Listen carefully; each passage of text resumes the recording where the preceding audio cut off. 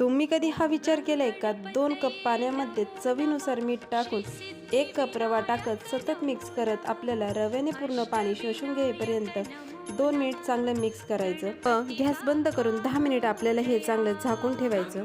तयार मिश्रण एका ताटामध्ये काढून 2 शिजलेले बटाटे बारीक किसणीने किसून आपल्याला हे पीठ चांगलं मळून घ्यायचं. लक्षात घ्या, या पिठामध्ये एक पण गाठी राहिली नाही पाहिजे, त्यामुळे पीठ चांगलं मळून घ्यायचं. तयार पिठात गोळा घेऊन शेवच्या साच्यात टाकून साचा बंद करायचं आणि एकदम कडकडीत गरम तेलामध्ये हे शेव आपल्याला टाकून घ्यायची. शेव सोडताना गॅसची फ्लेम एकदम हाय असावी, म्हणजे शेव ही खाली चिकटत नाही आणि पटकन तळली जाते. 1.5 ते 2 मिनिट शेव आपल्याला कडकडीत गरम तेलामध्येच तळून घ्यायची. तयार शेव एका ताटामध्ये काढून हलक्या हाताने दाबून याचे तुकडे करून त्यामध्ये तुमच्या आवडीचे कोणतेही काजू, बदाम, मसाले टाकून मिक्स केल्यावर अशा पद्धतीने तुम्ही घरीच रवा बटाट्याचा चटपटीत चिवडा बनवू शकता.